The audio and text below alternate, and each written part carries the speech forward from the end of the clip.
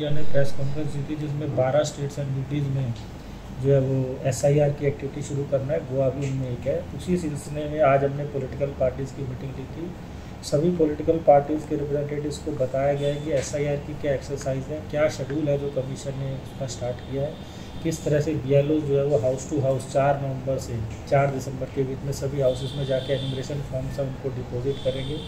और ले देंगे, उसके बाद उनको वापस लेंगे। और उसमें बीएलएज का जो पॉलिटिकल पार्टीज़ के नुमाइंदे हैं उनका क्या रोल रहेगा और पूरी प्रोसेस जो है उसमें कौन कौन सी इलेक्शन रिलेटेड ऑफिशियल्स हैं जो काम करेंगे और कहाँ पर हमें पॉलिटिकल पार्टी से क्या अपेक्षाएं हैं और उनके क्या राइट्स हैं, ये सब उसके बारे में उन्हें बताया गया ताकि किसी भी तरह की कोई डाउट उनके मन में ना रहे। And being an important stakeholder वो हमें हेल्प करे पूरी इलेक्शन मशीनरी को इस एसआईआर को सक्सेसफुल और टाइम बाउंड पूरा करने।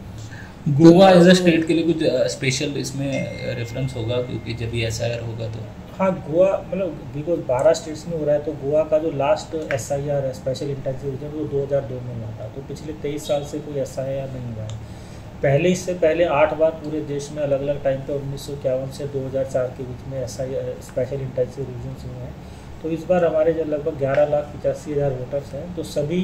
वोटर्स जो कल रात 12 बजे तक जिनका नाम इलेक्टोरल रोल में था उन सभी को एनुमरेशन फॉर्म जो है वो 4 नवंबर से डुप्लीकेट में बांटे जाएंगे बीएलओस के थ्रू। अभी हमारा जो है एनुमरेशन फॉर्म्स को प्रिंट करने का और बीएलओ ईआरओस को ट्रेनिंग देने का काम चल रहा है। तो उसके बाद में सभी को बता दिया गया जितने भी इलेक्टर्स हैं उनको बीएलओ हेल्प करेंगे हाउस टू हाउस जाकर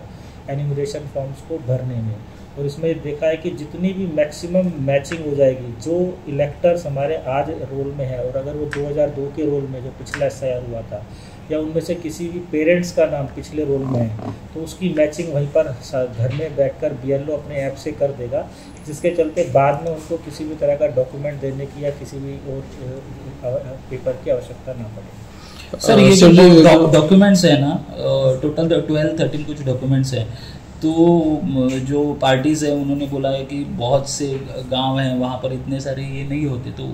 वो देखिए मैंने जैसे बताया कि पहले तो यह है कि अगर इलेक्टर का खुद का नाम 2002 के रोल में है या उसके किसी भी पेरेंट्स का नाम 2000 के 2 रोल में है तो वो मैपिंग हम अभी भी कर रहे हैं और जब बीएलओ वहाँ जाएगा तो वो वोटर से बात करके भी वो मैपिंग करेगा। उस केस में तो किसी भी पेपर की ज़रूरत नहीं है, सिर्फ उनको अपना जो है वो कौन सा असेंबली नंबर था, पार्ट नंबर और सीरियल नंबर उनको लिखना है और उसके बेस पे वो फॉर्म उनका एक्सेप्ट हो जाएगा और उनका नाम ड्राफ्ट इलेक्टोरल रोल जो हम 9 दिसंबर को पब्लिश करेंगे उसमें आ जाएगा। जिस केस में या तो खुद का नाम या पेरेंट्स का नाम भी पिछले रोल में नहीं है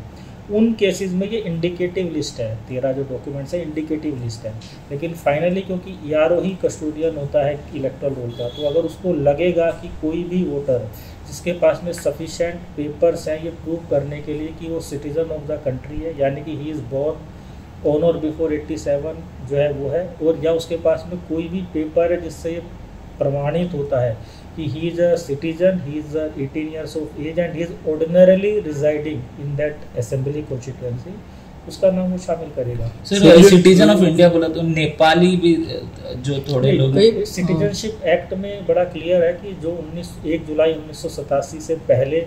जो पैदा हुए हैं उनके पास अगर अपना एज प्रूफ है तो वो सिटीजन है। जो 1 जुलाई 87 से 2004 के बाद में 2 दिसंबर 2004 के बीच में पैदा हुए हैं अगर उनके किसी भी एक पेरेंट्स का प्रूफ है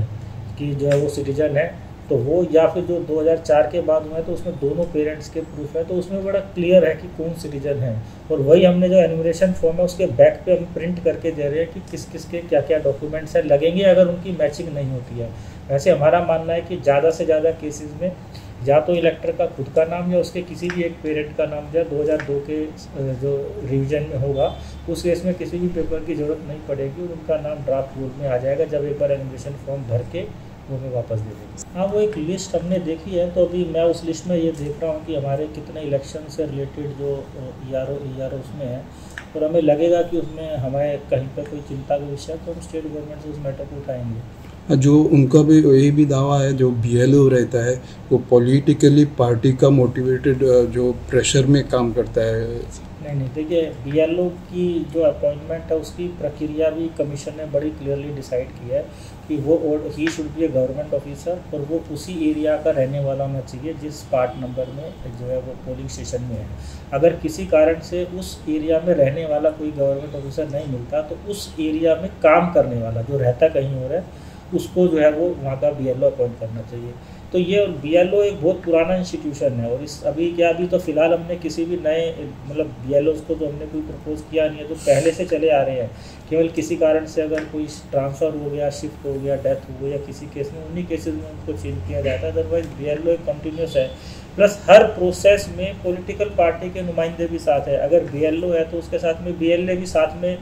जो है वो साथ में काम करता है। तो हमने तो बल्कि आज की मीटिंग में भी पॉलिटिकल पार्टीज़ को अपील किया कि ज़्यादा से ज़्यादा अपने बूथ लेवल एजेंट्स जो हर बूथ पे एक वो अपॉइंट कीजिए, ताकि उनको भी कमीशन ने कुछ रिलैक्सेशन दिया है कि वो भी जो एनुमरेशन फॉर्म्स हैं वो सभी घरों से